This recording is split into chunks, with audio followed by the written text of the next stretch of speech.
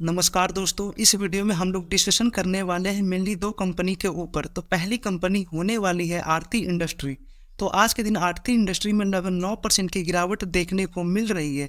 लेकिन इस कंपनी का रिजल्ट पब्लिश हुए तो 2 दिन हो चुके हैं, यानी कि 8 मई को। लेकिन जब हम लोग इसके 5 दिनों का चार्ट ओपन करें और रिजल्ट के बाद का रुझान देखें तो रिजल्ट के बाद के रुझान में हल्की फुल्की गिरावट देखने को मिल रही थी। और वहीं पे आज के दिन में लगभग 9% की गिरावट देखने को मिल रही है। तो इससे तो ये क्लियर हो रहा है कि ये गिरावट रिजल्ट की वजह से नहीं हुई है। तो गिरावट की वजह है कंपनी की फ्यूचर गाइडेंस।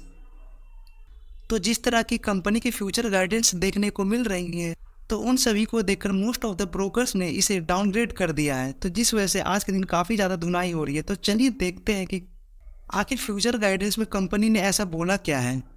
तो कंपनी ने इस क्वार्टर में अपना ईवीटा लगभग 12% से मिस कर दिया है। और इस ईवीटा को मिस करने की वजह थी मेंटेनेंस शटडाउन और दूसरी तरफ से डिमांड में उठापटक।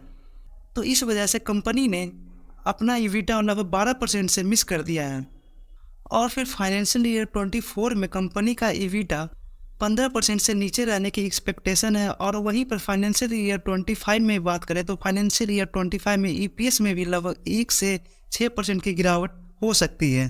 तो कंपनी के नियर टर्म में ग्रोथ में थोड़ी प्रॉब्लम आने वाली है। तो इसी वजह से आज के दिन कंपनी में लगभग 9% की गिरावट देखने को मिल रही है। और इसी के साथ इसका करंट वैल्यूएशन जो बताया गया है वो 520 रुपीज़ है। और करंट टाइम में जो स्टॉक ट्रेड कर रहा है इसी के आसपास ट्रेड कर रहा है। और इसी के साथ एक सिंपल सा क्वेश्चन आता है कि कंपनी में ग्रोथ की कमी क्यों हो रही है। तो इसका वाजिब सी आंसर है कि पहले कंपनी फार्मा और केमिकल दोनों सेक्टर में काम करती थी, लेकिन करंट टाइम में कंपनी सिर्फ केमिकल सेक्टर में काम कर रही है। और जब फार्मा की बात करें तो फार्मा आप लोगों को याद हो कि डिलिस्ट होकर एक नई कंपनी बन गई थी जिसे आरती फार्मा के नाम से मार्केट में लिस्टेड है। तो पहले आरती इंडस्ट्री के अंदर दोनों कंपनी होती थी, फार्मा और केमिकल। और इसी की वजह से रेवेन्यू और ग्रोथ दोनों ही ज़्यादा देखने को मिल रही थी, क्योंकि ये कंपनी दो सेक्टर्स को कवर करते हुए आगे बढ़ रही थी। लेकिन करंट टाइम में फार्मा अलग होने की वजह से कंपनी सिर्फ केमिकल सेक्टर्स को लेकर आगे बढ़ रही है। तो वाजिब सी बात है कि ग्रोथ में थोड़ी बहुत गिरावट तो देखने को मिलेगी। तो समझना ये है कि इससे कोई बिजनेस खराब नहीं हो रहा, बस कंपनी डीमर्ज हो चुकी है। तो चलिए अब आरती इंडस्ट्री के कुछ टेक्निकल्स को भी देख लेते हैं। तो आरती इंडस्ट्री में आरएसआई और मनी फ्लो इंडेक्स दोनों ही 33 के पॉइंट पे देखने को मिलता है, यानी कि दोनों ही इंडिकेटर क्लियरली बता रहे कि ये स्टॉक ओवरसोल्ड जोन पे जा चुका है। और फिर किसी भी स्टॉक में जो सबसे बेस्ट टाइम होता है इन्वेस्टिंग करने के लिए वो होता है वो कंपनी जब ओवरसोल्ड जोन पे ट्रेड कर रहा हो। तो इस कंपनी में इन्वेस्टिंग करने के लिए एक बहुत ही बड़ी गोल्डन अपॉर्चुनिटी देखने को मिल रही है। और फिर करेंट टाइम में स्टॉक एक मेजर सपोर्ट पे ट्रेड कर रहा है।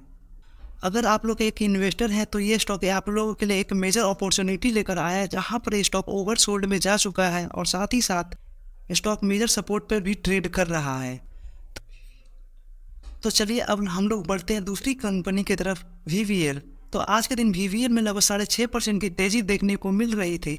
तो अभी तक मार्केट में इस तेज़ी के पीछे का कोई मेजर न्यूज़ देखने को नहीं मिल रहा है, लेकिन वहीं पर आज के दिन वीवीएल ने एक नया रिकॉर्ड लगाया है।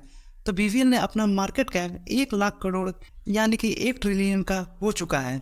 तो कई बार ऐसा भी होता है कि स्टॉक के भागने के बाद न्यूज़ सामने आती है। तो चलिए इसके लिए हम लोग तो वेट एंड वॉच करना ही होगा, लेकिन जाने से पहले हम लोग इसके टेक्निकल्स को भी देख लेते हैं। तो वीवीएल का रिजल्ट काफ़ी ज़्यादा धुआंधार देखने को मिल रहा था। तो ईयर ऑन ईयर भी और क्वार्टर ऑन क्वार्टर भी दोनों केसेस में रिजल्ट में बहुत ज़्यादा मैसिव प्रॉफिट देखने को मिल रही है। और वहीं पर कंपनी का 5 सालों का एवरेज वैल्यूएशन देखें तो वो 54 का देखने को मिल रहा है। और करेंट टाइम के वैल्यूएशन लगभग 61 का वैल्यूएशन पे कंपनी ट्रेड कर रही है। तो वैल्यूएशन वाइज भी ये स्टॉक बहुत ही ज़्यादा महंगा देखने को नहीं मिल रहा है। और जब हम लोग आरएसआई को देखें तो न्यूट्रल जोन से काफ़ी ज़्यादा ऊपर जाकर ट्रेड करता हुआ देखने को मिल रहा है। और मनी फ्लो इंडेक्स भी न्यूट्रल जोन से काफ़ी ज़्यादा ऊपर ट्रेड कर रहा है। तो ये स्टॉक ओवरबॉट जोन में पहुंचने ही वाला है और इस लेवल पर जाकर इन्वेस्टिंग करना बिल्कुल भी उचित नहीं रहने वाला है। तो चलिए थोड़ी बॉलिंजर बैंड की तरफ भी नज़र डाल लेते हैं। तो बॉलिंजर बैंड भी इस स्टॉक को इस लेवल पर खरीदने के लिए बिल्कुल भी अलाउ नहीं कर रहा है। आप लोग पास्ट में देखें तो जब ये स्टॉक बॉलिंजर बैंड को तोड़कर बाहर निकला है तब तक स्टॉक में एक गिरावट देखने को मिली है। तो 1460 रुपये इस कंपनी का एक सपोर्ट लेवल है, तो इस लेवल पे आप लोग आने का वेट एंड वॉच कर सकते हैं।